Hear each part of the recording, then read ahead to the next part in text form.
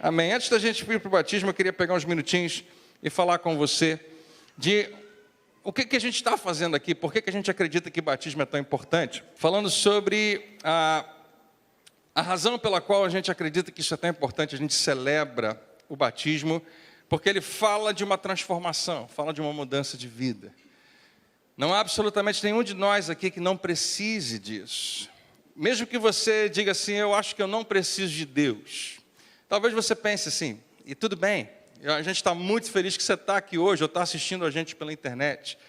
Mas mesmo que você acredite que você não precisa de Deus, você acredita que a sua vida precisa melhorar. Você sempre tem alguma coisa que pode acontecer para que a sua vida fique melhor. Alguém diz amém? Não é verdade? A vida pode ficar melhor do que ela está hoje? Ou quem já chegou no final, não precisa melhorar mais nada, está ótimo. Se melhorar, alguém fala, se melhorar estraga. Nunca é verdade isso, tá, gente? Quando você pergunta, tudo bem? A pessoa fala, se melhorar estraga. Se você não quer mais R$1 milhão? Eu quero, né? Todo mundo quer. Mas não, estraga. Não me dá não, que vai estragar. Não, tudo pode melhorar. Deixa eu perguntar de novo, quantos creem que a sua vida pode melhorar ainda mais? Em todas as áreas, né?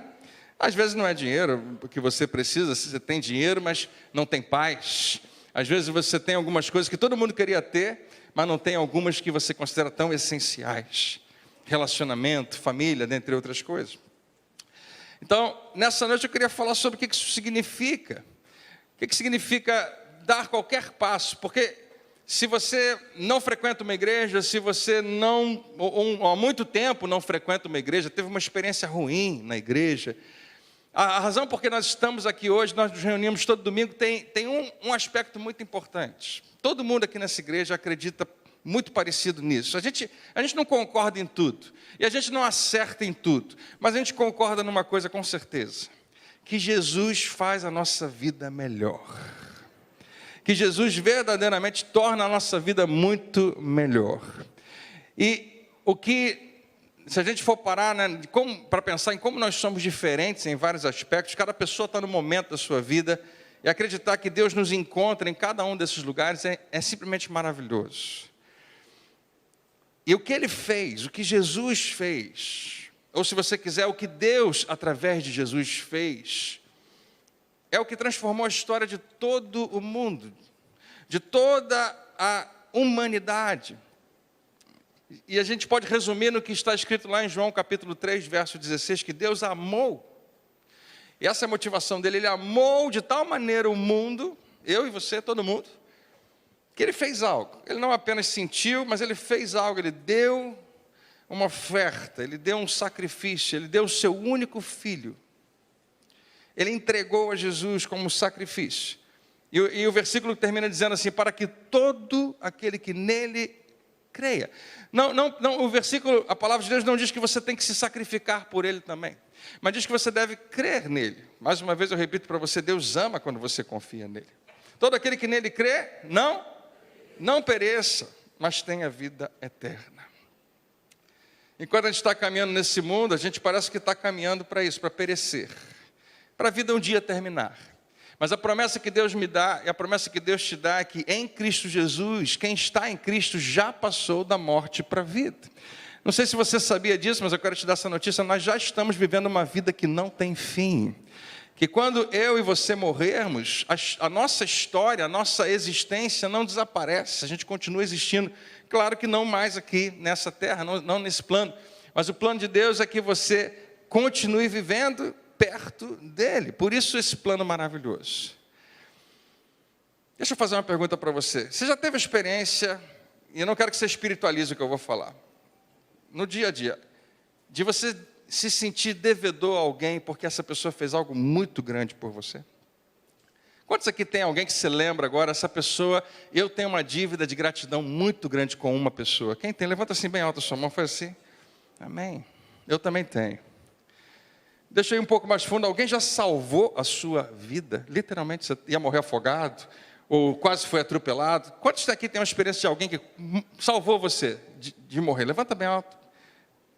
Algumas pessoas. Quando você pensa nessa pessoa, ela não é qualquer pessoa na sua vida, né?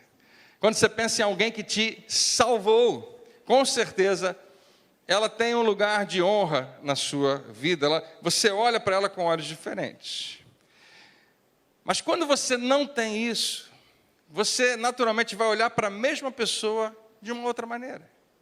Existe uma história que aconteceu 2000 anos atrás que ilustra perfeitamente isso. A história que realmente aconteceu, que alguém viu, algumas pessoas viram e registraram, e foi documentado, e foi comprovado historicamente, e é uma realidade para mim e para você hoje. Acontece, está narrado no livro de Lucas, no capítulo 7, a partir do versículo 36. Um dos fariseus pediu a Jesus que fosse almoçar em sua casa. E Jesus aceitou o convite. Os fariseus eram os mais religiosos que tinham no tempo de Jesus. Se fosse hoje, seria o povo da igreja. Ninguém gosta de ser chamado de fariseu, né? Se eu dizer que vocês são os fariseus, não, ninguém gosta de ouvir isso, porque fariseu se tornou sinônimo dos inimigos de Jesus, de gente que estava sempre preocupada em ver se conseguia pegar Jesus em algum tipo de contradição. Mas era isso, eram os mais religiosos. Por que eu estou falando isso para você? Porque vai entrar um personagem no próximo versículo que é o inverso, que era uma pessoa completamente não religiosa. E aí diz aqui, quando eles se acomodaram para comer, uma mulher prostituta soube que Jesus estava lá e trouxe um delicado frasco de alabastro. Alabastro é um tipo de uma pedra bem fina nesse caso, com um perfume caro. Essa mulher traz esse perfume. Eu não vou contar toda a história para você, mas existe na cultura uma razão para esse perfume, um momento certo de usá-lo, e as mulheres guardavam, e era muito caro, muito caro. E essa mulher traz esse perfume, e ela se ajoelha atrás de Jesus, aos seus pés, chorando, até que os pés dele ficaram molhados com as lágrimas dela. Depois ela enxugou com os próprios cabelos e o beijou, beijou os seus pés, derramando perfume sobre eles, sobre os pés de Jesus. Quando o dono da casa, o fariseu, chamava Simão, que era fariseu, viu o que estava acontecendo e quem era a mulher, disse consigo mesmo, ou pensou, isso prova que Jesus não é um profeta. Ele estava pensando, vendo aquela cena e pensando, eu acho que Jesus não é quem eu achava que ele era. Porque se fosse profeta, ele saberia quem está tocando nele e que espécie de mulher ela é. Uma pecadora. Hoje eu queria fazer você pensar um pouquinho nessa expressão. Que tipo de espécie você é? Que espécie de gente essa pessoa que está do seu lado é? E como é que você encara isso? Como é que você enxerga isso? A Bíblia diz que ela é apresentada como pecadora. Simão é apresentado como fariseu, religioso. Mas ela é apresentada como pecadora e ele já tinha isso, já tinha observado e constatado que era verdade, ela era pecadora. Ele pensa, por que Jesus permite uma pecadora chegar tão perto dele? Afinal de contas, ele, Jesus, é santo, é puro. Ele deveria se manter sempre puro, não tocando em gente impura. Então Jesus falou ao fariseu, Simão, tenho algo para dizer-lhe. Pois não, mestre, respondeu Simão, diga. Um homem emprestou dinheiro a 2 pessoas. Um lhe devia 500 moedas de prata e o outro 50. E agora você que um dia emprestou dinheiro a alguém, consegue entrar nessa história facilmente, né? E talvez você não queria que eu te lembrasse disso, pode ser que a pessoa nunca tenha te pago. Tem uma dor aí, né? No meio disso tudo. Mas Jesus está querendo falar de algo que todo mundo consegue entender. Ou porque um dia você emprestou, ou porque um dia você tomou emprestado. Mas ele está falando de coisas que fazem parte da nossa vida. 2 pessoas, uma deve 500, outra deve 50. Porém, nenhum dos 2 podia pagar-lhe. Nem o que devia 50 conseguia, não tinha dinheiro para pagar. De 500 a gente entende, mas poxa, não. E então, já que ninguém consegue pagar, quais são as alternativas? Quando alguém erra com você, quando alguém te deve alguma coisa, quando alguém deveria ter te agradecido, quando alguém deveria ter te pedido desculpas, quando alguém deveria ter retornado a você o favor que você um dia fez, quando alguém está te devendo alguma coisa e simplesmente não paga, ou não consegue, ou não pode pagar, quais são as alternativas? São 2 principalmente, você espera a vida inteira que isso aconteça, ou você cancela aquela dívida, ou você rasga aquele papel, ou você diz, não me deve mais. E nessa história, a pessoa a quem se devia, É uma parábola que Jesus está contando. Decide generosamente perdoar a dívida de ambos. Se fosse você, se fosse eu, talvez, eu perdoo de 50, de 500 a gente tem que conversar. Nessa não. Pô, amanhã eu estou precisando de 500. Eu estou precisando e aquela pessoa está me devendo, ela não sai da minha cabeça. Eu passo por ela no supermercado, ela finge que não me viu. Vai para outra fila, daqui a pouco ela desaparece, não quer falar comigo. Não é assim que é o relacionamento de dívida, de alguém que está devendo. Não quer nem conversar, não quer nem falar. Não, Jesus fala, não, perdoou tudo. Chegou para um, falou, olha só, você está me devendo 50, relaxa, não deve mais nada. Você está me devendo 500, quero te falar que acabou aqui. Está aqui, ó, rasguei, você não me deve mais nada. E Jesus pergunta, qual você pensa que o amará mais depois disso?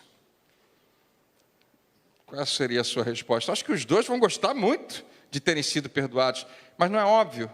Suponho que aquela pessoa a quem foi perdoada a dívida maior, respondeu Simão, você está certo, concordou Jesus. É verdade, quando a nossa dívida é alta e ela simplesmente desaparece, a nossa alegria é muito maior. E então ele se voltou para a mulher, e enquanto ele olhava para a mulher, ele falava com o homem, Simão, olha, veja essa mulher ajoelhada aqui, quando eu entrei na sua casa, você não se deu ao trabalho de me oferecer água para lavar a poeira dos pés, o que era comum. Porém essa mulher lavou com as suas lágrimas e o enxugou com seus cabelos. Você deixou de me dar o costumeiro beijo de saudação, porém ela me beijou os meus pés diversas vezes desde a hora em que eu entrei aqui. Você se esqueceu da cortesia comum, esqueceu? Não sei se ele esqueceu ou se não achou importante. A cortesia comum de colocar óleo sobre a minha cabeça, porém ela me cobriu os pés com um perfume raro e caro. Portanto, os pecados dela, que são muitos, foram perdoados, pois ela amou muito. Mas aquele ou aquela a quem pouco foi perdoado, pouco ama. Jesus está prestes a revelar para esse homem que ele também foi perdoado, mas ele não reconhecia isso, porque parece que foi muito pouco. Eu não fiz muito, eu não faço mal a ninguém, eu não xingo muito palavrão, eu não roubo, eu não mato, sempre fui fiel à minha esposa, sou um cidadão do bem. Será que eu preciso tanto assim de perdão? E disse à mulher, os seus pecados estão perdoados. E essa é a frase que Jesus, na verdade, vai dizer para cada pessoa, sem exceção. Os seus pecados estão perdoados. Aquela mulher era uma prostituta. Eu acho que não tem nenhuma que realmente gosta disso, que gosta de ser prostituta. Mas pense em qualquer pessoa que está vivendo uma vida onde existem práticas de autodestruição, aquela pessoa se acostumou a um estilo de vida que ela não queria, não era o que ela tinha, não era o plano que ela tinha, mas ela está vivendo assim. Há mulheres que não são prostitutas, mas às vezes são consideradas assim, alguém olha de uma maneira errada. Há homens que carregam muitas vezes uma fama que, em alguns casos, pode até ter conquistado, às vezes é apenas a observação de pessoas, e o tempo todo é rotulado e chamado em algum nível de pecadora, não é a palavra que a gente usaria, mas é. E a pergunta para mim e para você, será que você se encontra nessa história?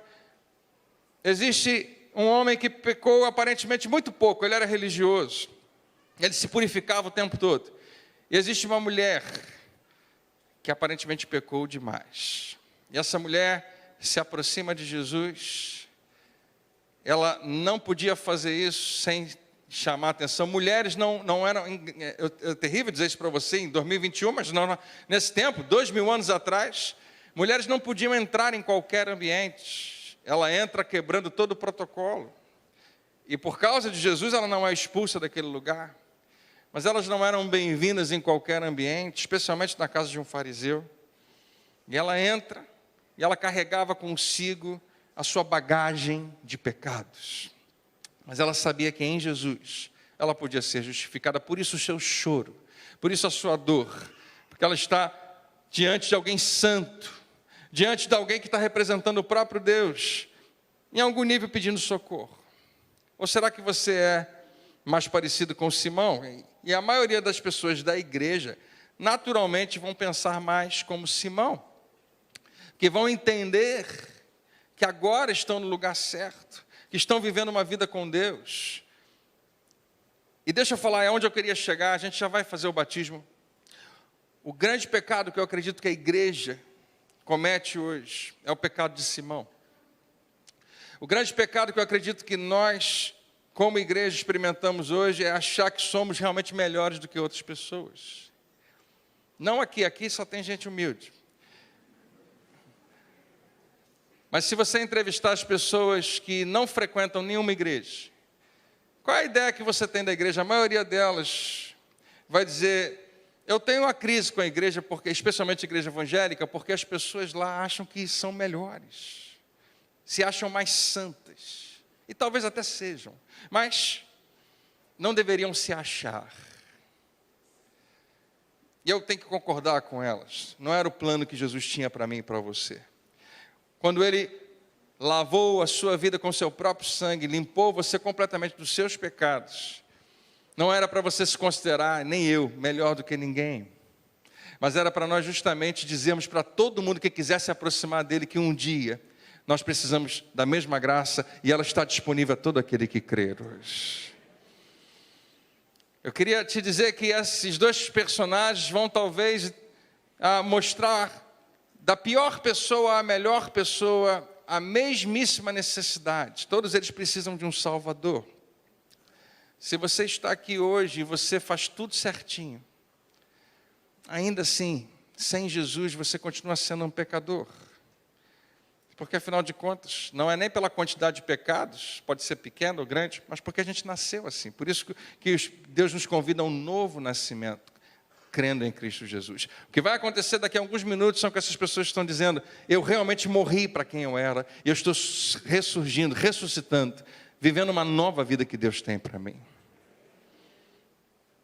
Se você é a pessoa que se considera a pior de todas que está aqui hoje, ou você que está assistindo pela internet, diz: eu acho que ninguém pecou tanto quanto eu, André. Essa mensagem é para te dizer que Jesus está aí bem perto de você. E Ele recebe você. E Ele aceita você. E Ele continua dizendo hoje o que Ele disse: os teus pecados estão perdoados. Porque, afinal de contas, quantos pecados alguém precisa cometer para ser considerado um pecador? Você sabe qual é a resposta dessa pergunta? Parece uma pergunta, uma pegadinha, né? Talvez a maioria responderia: Se você cometer um pecado, você é considerado pecador. Mas, humanamente falando, não é assim que a gente considera. Em geral, a gente se compara uns com os outros e fala: eu não, ele sim. Por quê? Porque eu só cometi 5, ele cometeu 500. Né? Então, eu não sei se eu deveria ser colocado no mesmo pacote. Mas sabe qual é a resposta dessa pergunta? Quantos pecados alguém precisa cometer para ser considerado pecador? 0. A gente nasce pecador. Por isso precisamos nascer outra vez. Precisamos de uma nova natureza. Quando Jesus fala para aquela mulher: os seus pecados estão perdoados, eu queria que você levasse para casa essas 4 expressões que estão aqui: os seus. Ele fala para aquela mulher, ele fala para você hoje. Estou falando com você porque ele consegue enxergar você pessoalmente. Às vezes a gente ouve uma palavra pregada, a gente pensa em outras pessoas, mas ele está falando com você hoje.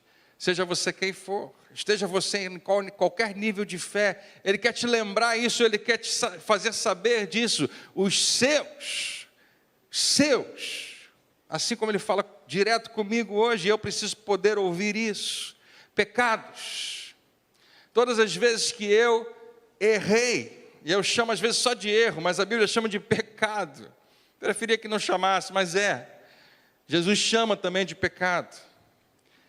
Pecado é algo grande, né, para a gente, é algo grave. Mas qualquer coisa que eu e você fazemos que é contrária à vontade de Deus, é pecado. O que eles fazem com a gente? Seus pecados estão. Não foram, não estarão, agora estão. E Ele quer que você saiba. Seus pecados estão o quê? Para alguns de nós aqui, os seus pecados estão escondidos. Para outros, os seus pecados estão expostos. Para Simão, que era pecador também, para aquele fariseu que cometia um pecado que a gente não considera tão pecado assim, o pecado do orgulho, pecado dele estava oculto. Para aquela mulher prostituta, todo mundo na cidade sabia, ela é pecadora, o pecado dela está exposto. Jesus quer que você, eu, Simão, aquela prostituta e todo mundo saiba, os teus pecados nele, em Cristo Jesus, estão perdoados. Como é bom ser perdoado. Como é bom ser completamente limpo, lavado pelo sangue de Jesus. Alguns anos depois, cerca de 20 anos depois, um grande seguidor de Jesus, o apóstolo Paulo, vai escrever para a igreja da seguinte maneira: ninguém escapa. Romanos capítulo 3, verso 23 diz: todos pecaram.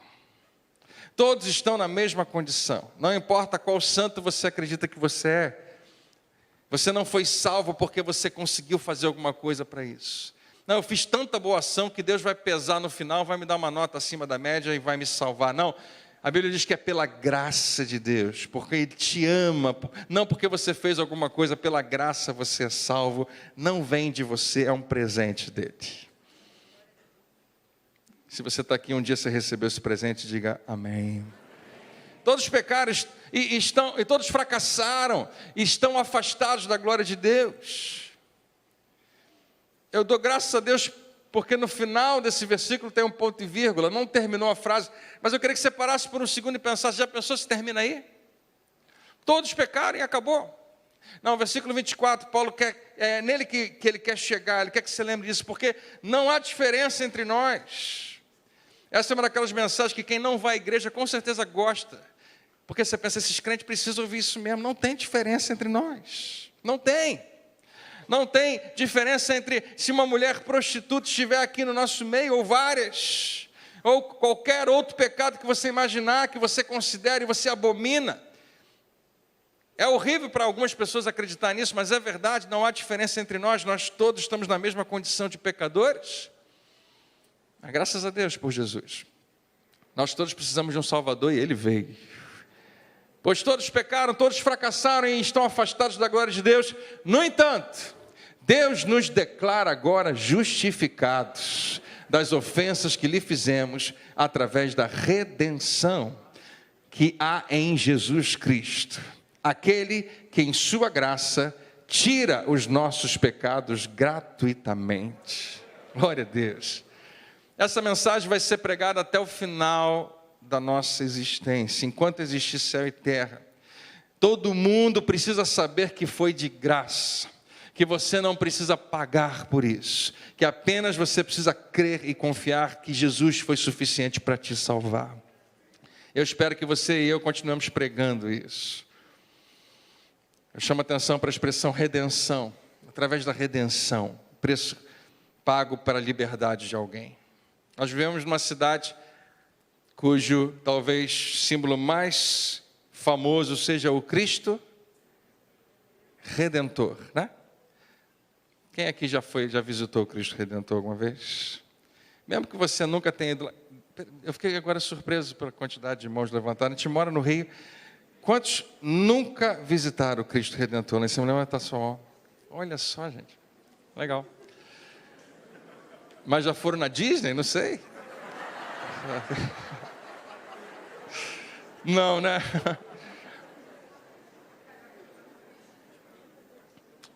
A gente chama aquela estátua de Cristo Redentor por causa da posição dela.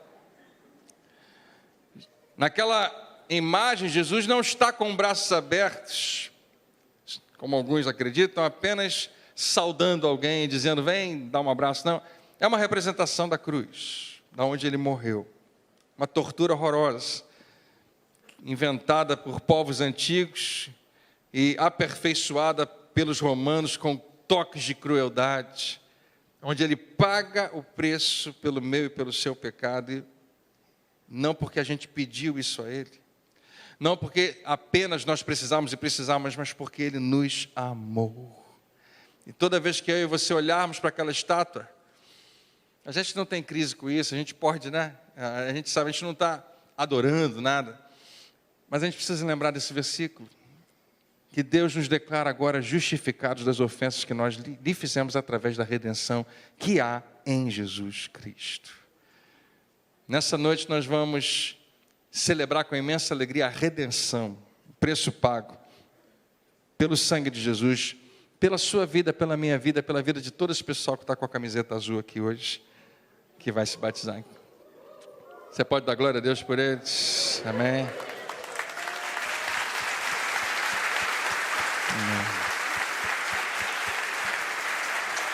Eu queria convidar você a ficar de pé nesse momento.